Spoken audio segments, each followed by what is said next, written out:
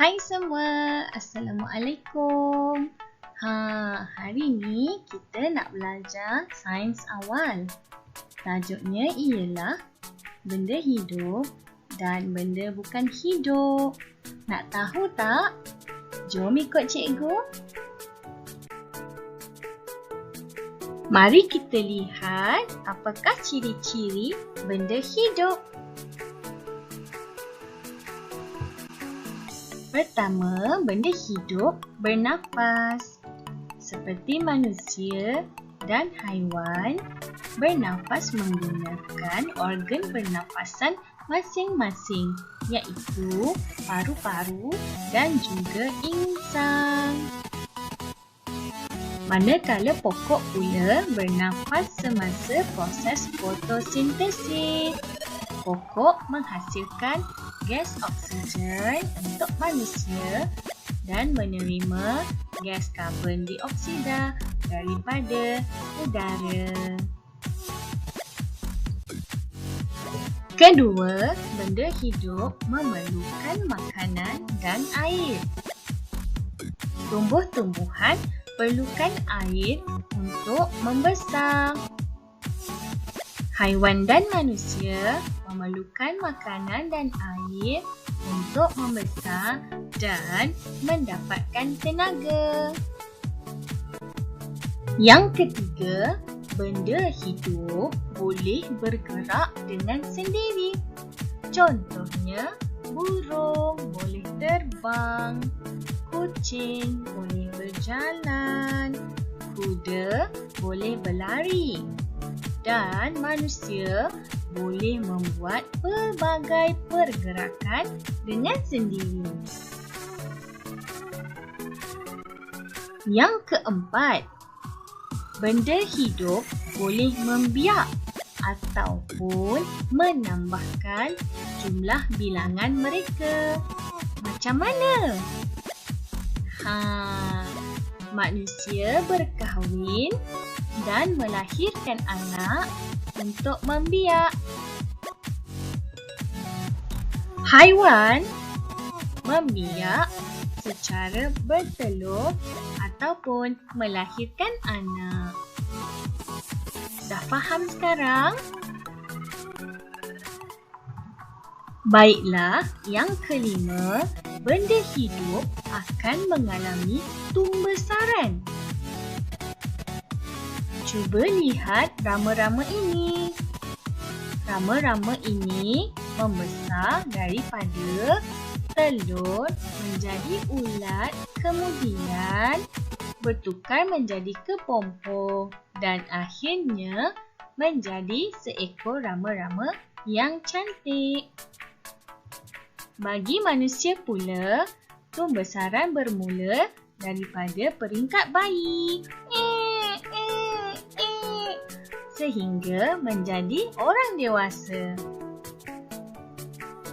Bagi pokok pula, tumbesaran bermula daripada biji benih menjadi anak pokok dan akhirnya pokok tumbuh dan mengeluarkan hasil seperti bunga matahari yang cantik ini.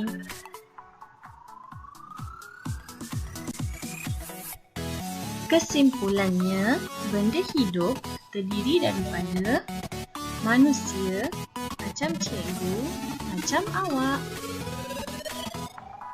Kedua, haiwan. Dan yang ketiga, tumbuh-tumbuhan.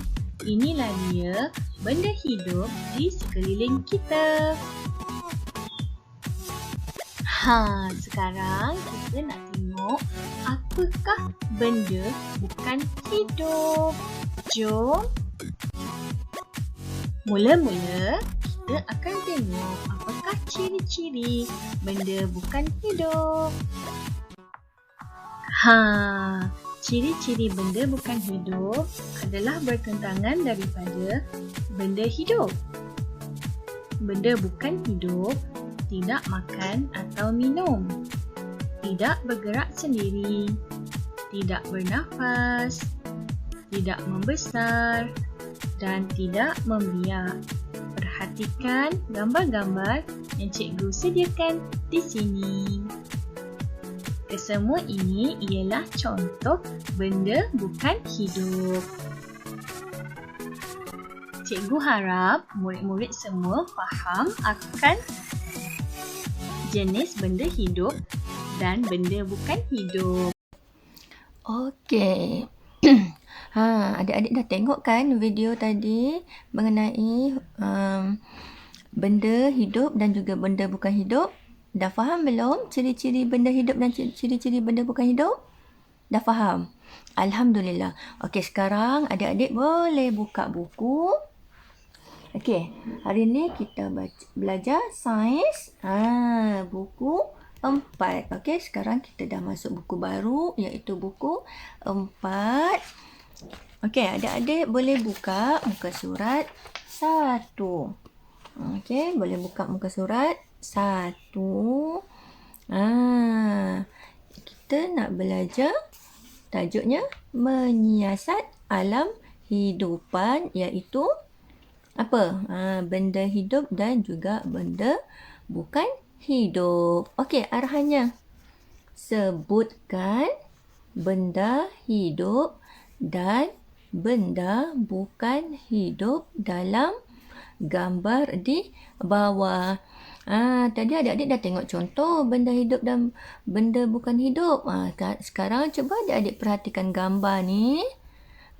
Dan cikgu nak adik-adik senaraikan benda hidup dan juga benda bukan hidup yang terdapat dalam gambar ini. Okey, adik-adik boleh buat bentuk macam ni, tulis kat kertas. Okey, hidup bukan hidup. Nanti tulis nombor 1 apa benda hidup, nombor 2, nombor 3 bukan hidup apa. 1, 2, 3 apa bendanya. Okey, berdasarkan gambar. Okey, boleh faham? Okey, dan untuk tugasan kedua, adik-adik boleh buka muka surat 2. Baca arahan. Tandakan betul bagi benda hidup dan pangkah bagi benda bukan hidup. Lagi sekali. Tandakan betul bagi benda hidup dan pangkah bagi benda bukan hidup. Okey, kat dalam gambar ni, tengok kat dalam buku ni ada 6 gambar yang terdiri daripada gambar benda hidup dan juga benda bukan hidup. Jadi, adik-adik kena kenal pasti mana gambar yang hidup dan tandakan betul. Lepas tu, kenal pasti gambar yang bukan hidup, kena tanda pangkah pada ni tempat kosong ni yang diberi. Okey, boleh? Boleh faham? Senang je kan tugasan adik-adik hari ni?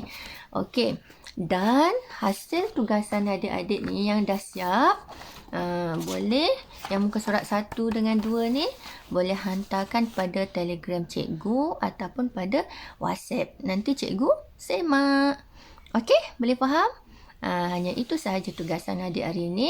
Nanti kita teruskan dengan subjek jawi. Okey, terima kasih.